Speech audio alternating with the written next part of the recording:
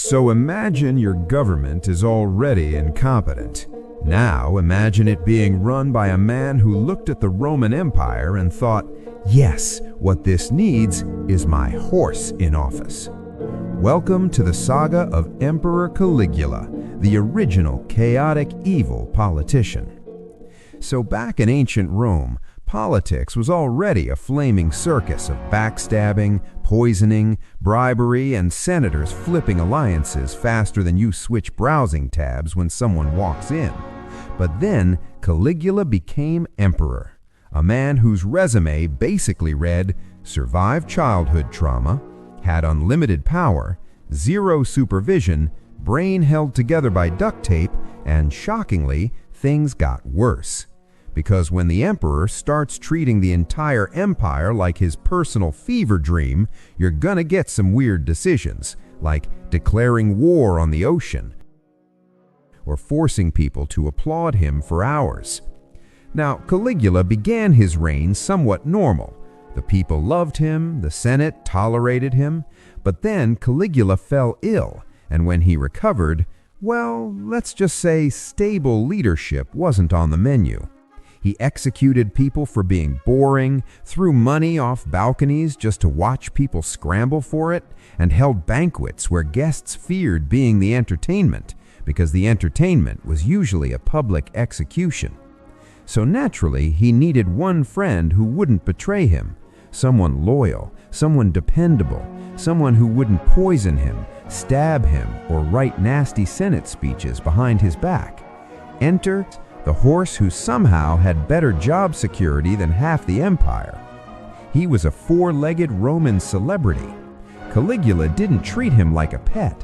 He treated him like the world's first pampered Instagram model.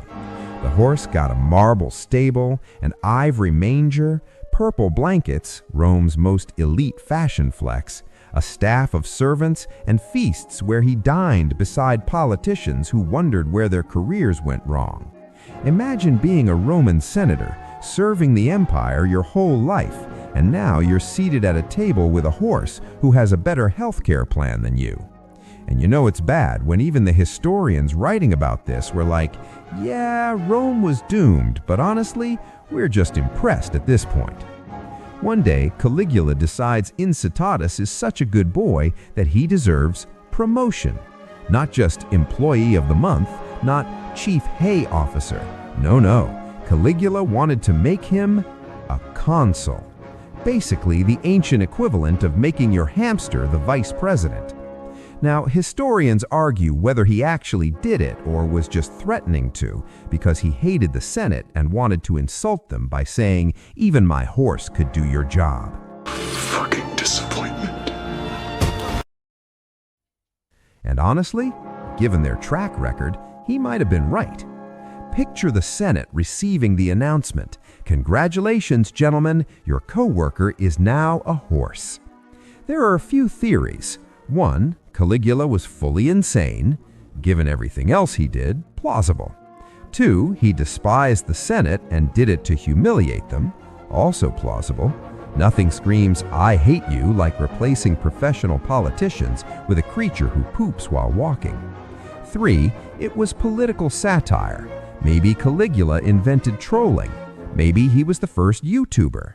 Maybe the horse incident was his version of saying, all right, lads, we're doing comedy now. Or 4, it was all exaggerated later by historians. Because let's face it, emperor behaves mildly rude doesn't sell scrolls. But whether he actually did it or not, the fact that everyone believed it tells you everything you need to know about Caligula. Unsurprisingly, the Senate didn't love being demoted to horse levels of relevance. The Praetorian Guard didn't love Caligula's unpredictable homicidal mood swings, and the people didn't love the taxes funding luxury horse spas. So eventually, the palace guard said, "F it, that's enough side quests," and assassinated him. And poor Incitatus, he quietly went back to being just a horse, probably relieved he didn't have to deal with Roman politics anymore. Honestly, he dodged a bullet, or a spear, or 23 daggers. So what did we learn?